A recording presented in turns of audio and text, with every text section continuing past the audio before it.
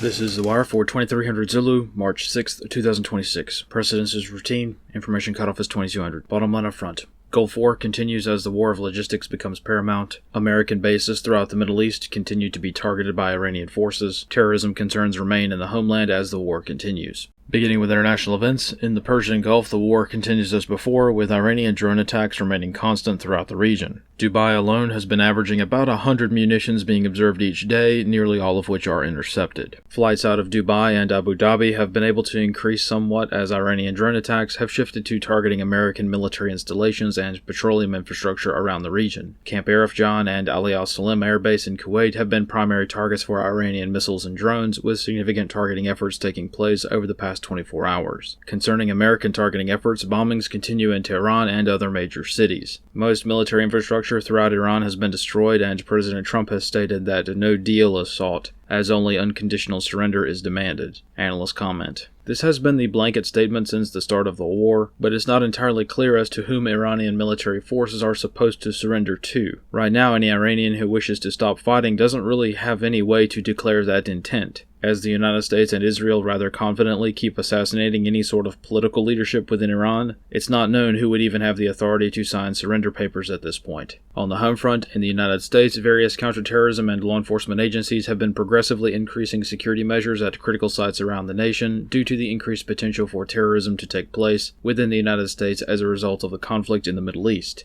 Northcom has raised the force protection posture at most North American military installations, with the Trusted Traveler program being temporarily halted while terrorism concerns are elevated. Analysts comment. Right now, the risk of Iranian government-sponsored combatants engaging targets within the homeland is fairly low. However, due to the prevalence of fifth-generation warfare being common in the modern world, what is much more likely is the co-opting of the Gulf War by other unrelated groups for their own gain. In short, there probably aren't that many Iranian sleeper agents in the US, but there are dozens of other groups seeking to make a name for themselves, or otherwise hijack national attention for their own gain. As always, predicting when and where security threats will pop up is hard, so increased vigilance is recommended.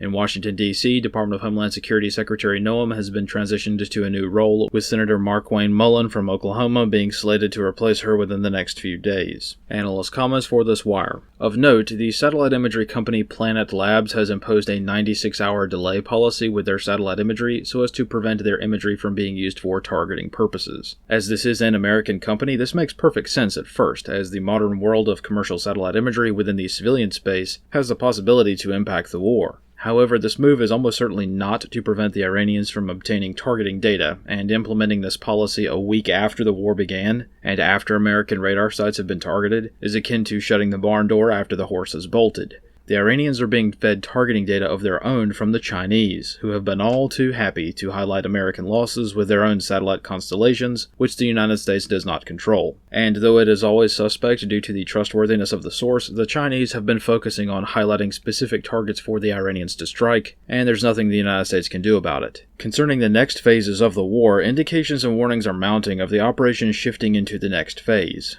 This morning, the USS Ford carrier strike group transited the Suez Canal heading south into the Red Sea. Landstuhl Regional Medical Center in Germany, the hospital that is the main medical hub for the CENTCOM AOR, confirmed that all prenatal care has been suspended until further notice, so that the medical center can have flexibility in treating combat casualties. On the political front, rhetoric concerning a potential boots-on-ground phase of the operation has sharply increased over the past few days, though no specific decisions have been made public. In Washington, absolutely zero sentiments indicate that the war will be over anytime soon, and combat operations throughout Iran are expected to remain constant over the next few weeks at minimum. It's been 7 days since the war began, and the USS Lincoln carrier strike group is still holding well outside the Strait of Hormuz, which is a solid indicator that despite the overwhelming strikes throughout the country, enough risk remains to prevent bringing a carrier into the line of fire more directly. The arrival of a second aircraft carrier in a few days may change this, but as of right now, the Iranians are able to strike American bases and petroleum facilities just enough to indicate that risks remain constant throughout the region.